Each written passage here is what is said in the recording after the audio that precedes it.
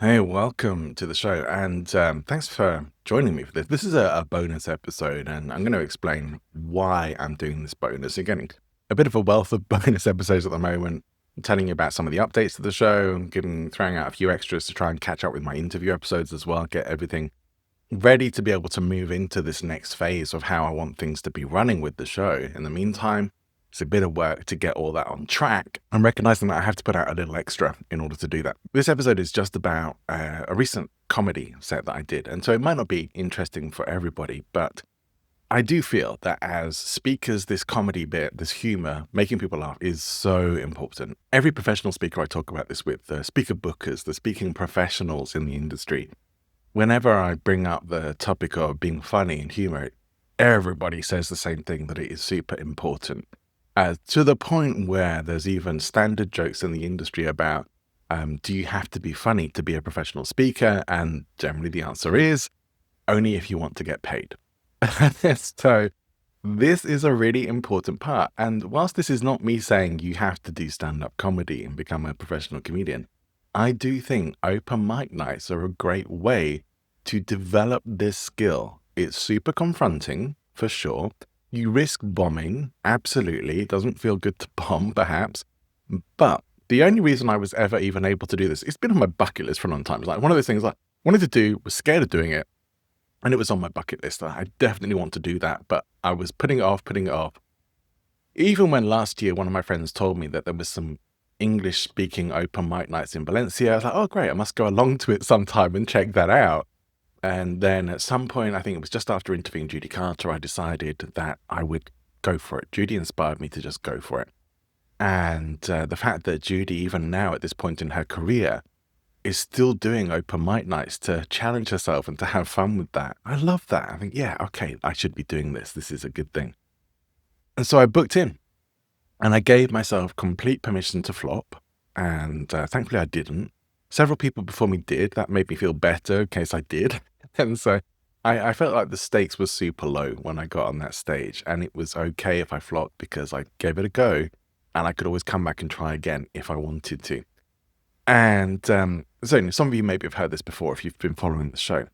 This particular gig is only like my fifth or sixth open mic. I haven't been counting them. Maybe I should. But I think it's like my number 5 open mic night. This is still new. I'm still a baby when it comes to open mic comedy.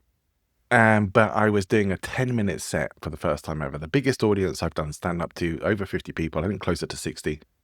And a full set of comics, some of them professional comics, and a very professional venue as well. Much nicer venue than I've previously been performing in.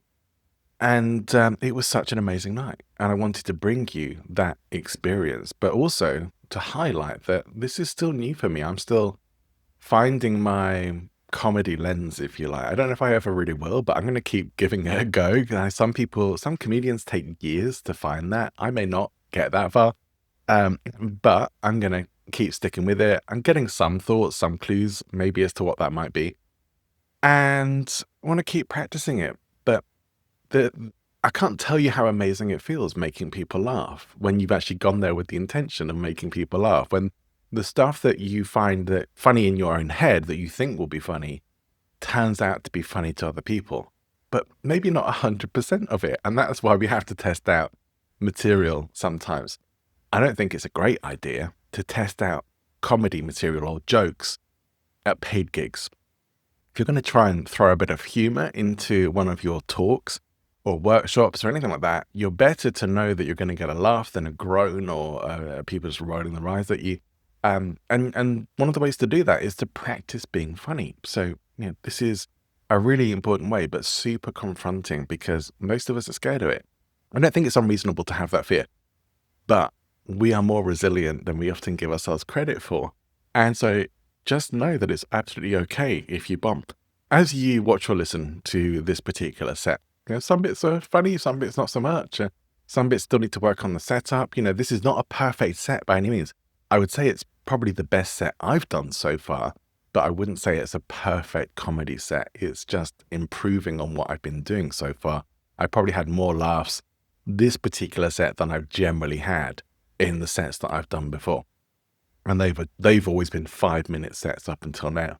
Also, I was opening, which was a new experience for me. Opening is tough, and I'm very glad that I wasn't on after the lady who was on after me, who was a professional and very funny. So I felt like I got to be a warm up for her, and it was just an amazing atmosphere. Nobody bombed. Everyone did really, really well. And I think you could probably spot the people who are really comfortable on stage and professional over the people who weren't so much. But the whole point of this is to have fun, practice some skills, make people laugh, enjoy the night, almost treat it as a night out, but you're doing some performance. And if you're like me and you enjoy performing, this is a really, really good way to do it. I think I've got far more out of doing stand-up comedy than, I hate to say it, than I ever did out of Toastmasters. I apologize, Toastmasters, but that's the truth. In fact, I think one of the only awards I ever won in Toastmasters was for a humorous speaking competition. So that maybe says a lot about me. Um, but with this and the storytelling that I've been doing, I'm going to maybe do some more storytelling soon as well. I think these are critical skills that we can be practicing, getting some stage time, and this is one way that I was doing that. But you may notice by I sound or seem a little less confident than maybe it would be better to be as a comedian, where I'm a little hesitant or maybe struggling to find myself, maybe not as well polished or rehearsed as I could have been, even though I was pretty well practiced and I got through the whole thing without even having to look at my set list, just about scraped through it. I hope you'll enjoy the stand-up. If you don't like it, if it's not for you, great, that's fine. Comedy is such a subjective thing. There's some naughty language in it, I will say that. If you don't like bad language, you may want to stop listening or skip over those bits or plug your ears. There's no warnings, but you'll probably get a sense where they're coming. And let me share this with you. The comedy nights I've been doing, the open mics that I have performed in, the people have been very supportive. The audiences, even if I haven't been super funny, have been super supportive. And the comedians as well, everyone involved has been really encouraging. Where there's maybe been a bit less encouragement has been sharing stuff on YouTube. And you have to be ready for that. Like, YouTube is full of trolls and people who just want to share negativity and criticize others.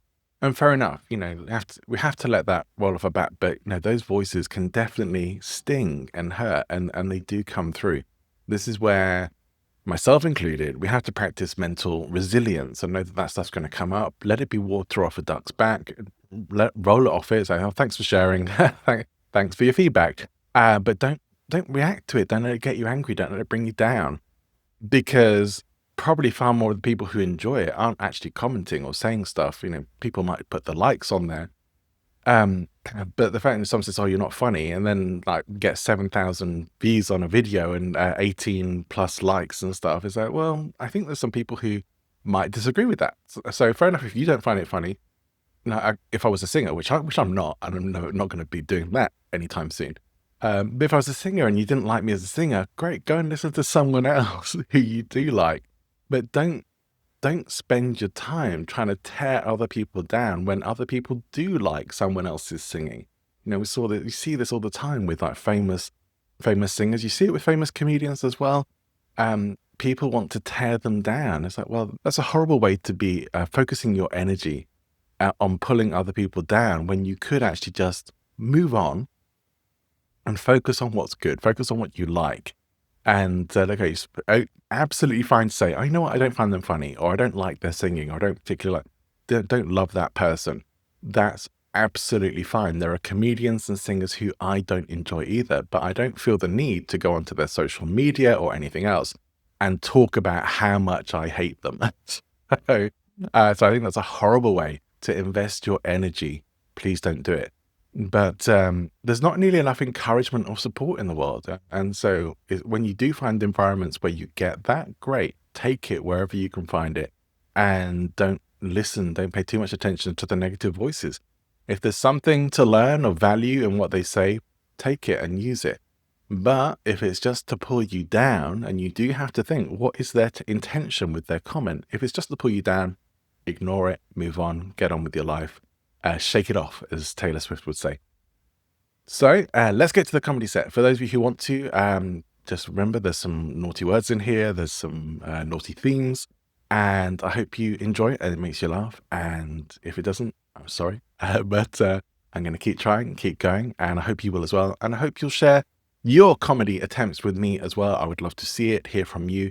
If you're inspired to get up on an open mic night and video it so that so you can share it with me, or if you're happy to put it out online, I'll come and give you some online support as well. All right, let's get to the set. Thank you, Miss Fuck Off. I did actually prepare a comedy set, but my fucking dog ate it on the way here, so I had to copy Cynthia's homework, and so I'm just going to do my best with that. But thank you for coming. How you all doing? Thank God it's a bit dry, right? It's rained so much this week, I thought I was back in England. It's been terrible. But I'm really, really, really happy to be here tonight with you all and sharing some school memories, or more accurately, perhaps some school trauma. And I wonder if any of you were fortunate enough to have survived school back in the 1980s. Anyone? Loads of you are like, I wasn't even born, mate. Yeah. All right, a few fellow survivors. Well, welcome. You can tell who we are. You can see the haunted look in our eyes from having survived that whole experience. The 80s was a great time for music, a horrible time for fashion, and really a decade full of childhood trauma for those who were lucky enough. The only kids with more trauma from the 80s were the ones in Stranger Things. So, I don't know if you've ever heard of corporal punishment. Have you ever heard of corporal punishment? I hope you haven't. I hope you don't even know what it is. Well, I'm going to enlighten you anyway. For those who do, this is a form of punishment that was administered to children in schools in the form of like a bamboo cane, a leather strap, or a slipper, a backside of a slipper. Barbaric, right? Absolutely barbaric. And you think, oh yeah, well maybe in Charles Dickens' time that was a thing. It wasn't actually banned in the UK until 1986. 1986, so you could still technically give children a beating until then. But I'm happy to say I was never given any corporal punishment at school. I was a pretty good kid. But there was one kid at school, and the teachers, I don't know, they were kind of masochistic, especially the older ones, who had been very used to dishing out corporal punishment. You could see in their eyes, they still wanted to. They were still ready with the leather strap or whatever was available. But this one kid in my class, he was like what we call disruptive. Now he'd probably be diagnosed with ADHD or something like that, but he was ever so disruptive, especially in Mr. Collins' class, because Mr. Collins' class was boring. And so he started making noise. Rah, rah, rah, rah, rah. Shut up, boy. Go and stand in the corner. Rah, rah, rah, even louder. You've got detention now. Rah, rah, rah, even louder. It's like Tasmanian devil or something. But it just got louder and louder. And at some point, Mr. Collins snapped and whipped out a slipper that he'd obviously been keeping ready for such a moment in his desk drawer, and pulled the boy's pants down and gave him a bare-sided spanking in front of the whole class. Now, we never saw Mr. Collins again after that, and I think maybe they could have forgiven him for the spanking, but I think the bare-ass spanking was probably a step too far. But I'm happy to say I was a pretty good kid at school.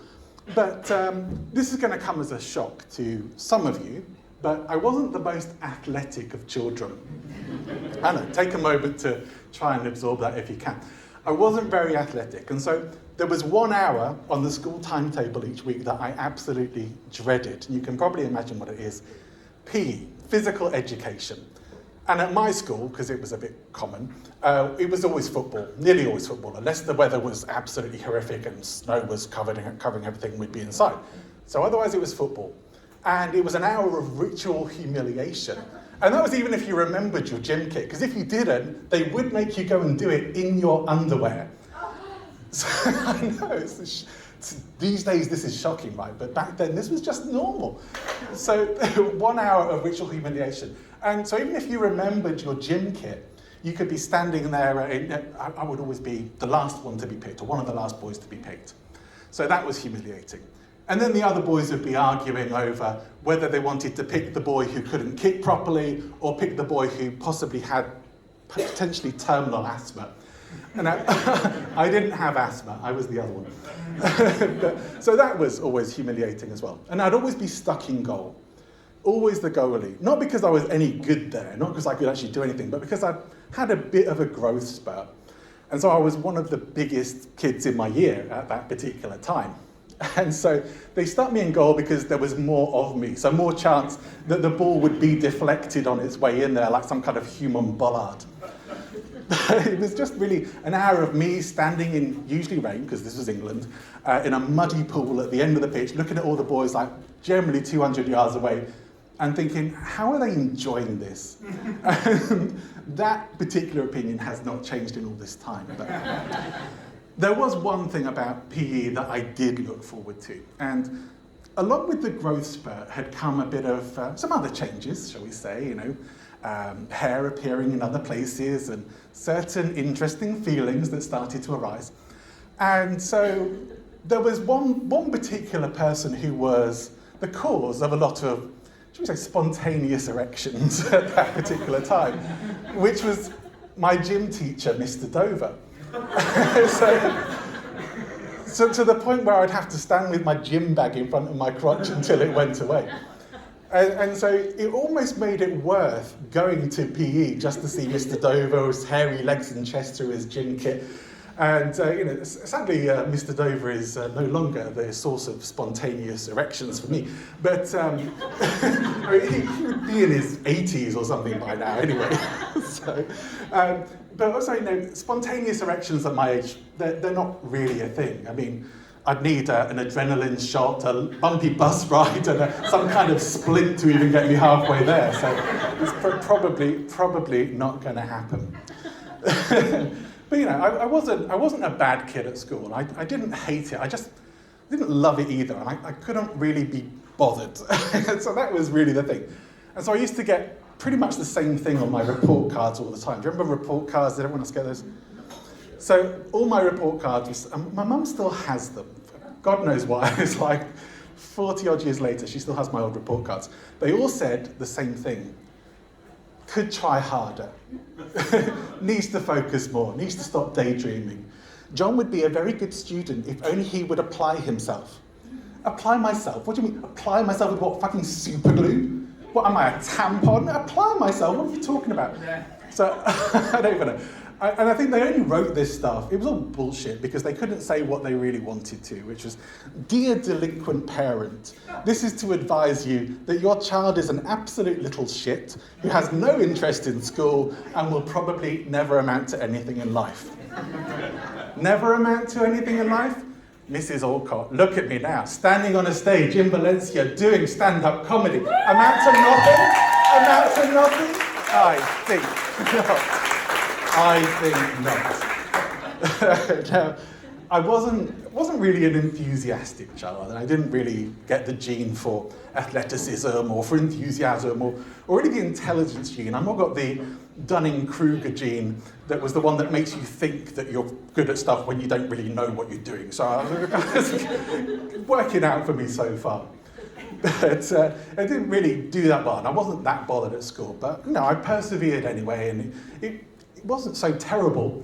But despite the bad reports and everything else, there was one thing that I did get enthusiastic about.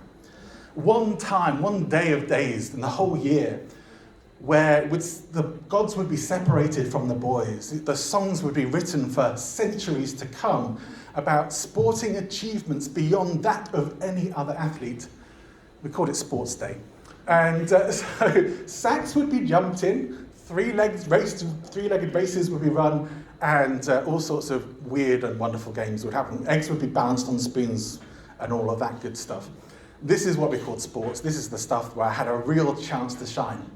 The parents would all come and watch, and I remember this particular sports day on my 10th year that I was ready, because I was so big now, I was ready for the sack race. I was going to win that easy, and I did. I raced to the start, jumped in my sack, got there before everyone else, absolutely trounced everybody else, won that no problem. The next race was the three-legged race, and they paired me with the skinniest boy in the whole school.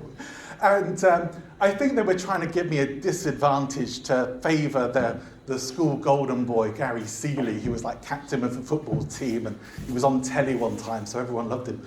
And so I took a slightly different approach to the three-legged race because I had the skinniest boy in the school attached to my leg. I just picked him up and ran all the way to the finish line and won the race. Now, thank you. Now, the teachers did say, technically there was nothing against the rules for doing that, but it wasn't maybe in the spirit of competition. So, but I won. I came to win. That's the most important thing. There was one more competition, and it was my biggest nemesis, the egg and spoon race. Who knows what an egg and spoon race is? It's a very English thing, I think, but you put an egg on a spoon and you have to race 100 meters and balance the egg on the spoon. So I was getting ready for this. I wasn't sure I was going to win it. Gary Seeley was looking a bit more like a dead cert.